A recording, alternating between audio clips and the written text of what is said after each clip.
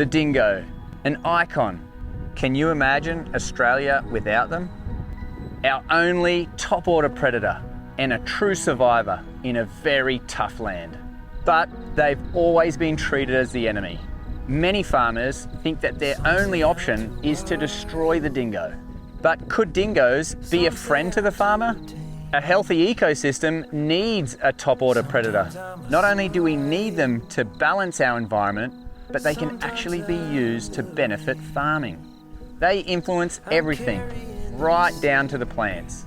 Research has shown on cattle farms where the dingo is allowed to coexist, the vegetation has regenerated and has enabled those farms to survive Australian droughts.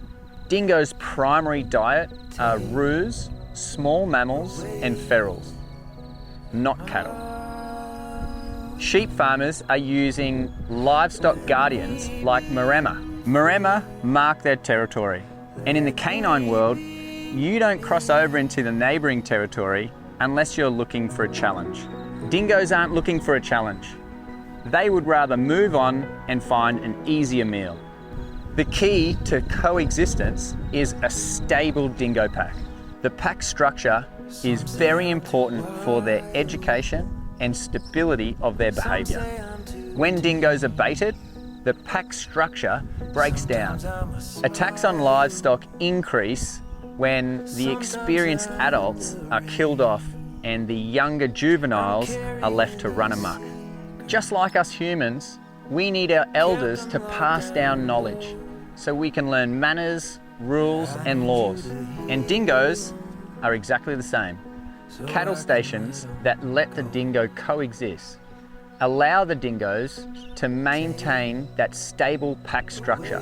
We looked at the DNA of dingoes from around southeastern Australia, is that far more of those animals were pure dingoes than we thought. So in Victoria, 87.1% of the animals that we tested were actually pure dingoes, compared to previous research which suggested, up to 10% maybe remaining, but as low as 1% pure dingoes remaining. The dingo is perfectly suited for the Australian country. The physical traits of a dingo make them special. A dingo can turn his head all the way back past its backbone. A domestic dog can't do this. Their ears can swivel around to completely face the back. They can run in excess of 70 kilometres an hour over large distances. They are the epitome of a survivor. It's hard to believe how well they do in a land as big and tough as the Australian outback.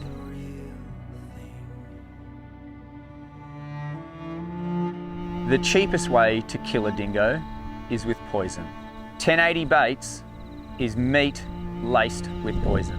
Hundreds of kilograms of 1080 baits are spread by aeroplane all through the Australian outback every year. Over 1 million baits were dropped while the embers were still burning in the 2019 and 2020 megafires, in an effort to kill the remaining wildlife that had survived the bushfire, including the dingo. N80 is a toxin that's been traditionally used in Australia since the 1950s for feral animal control. In carnivores like dogs and dingoes, they show clinical signs of the toxin through neurotoxicity, so signs that the central nervous system is being disrupted, and this is followed by muscle spasms, seizures, loss of consciousness, and death eventually comes from respiratory failure.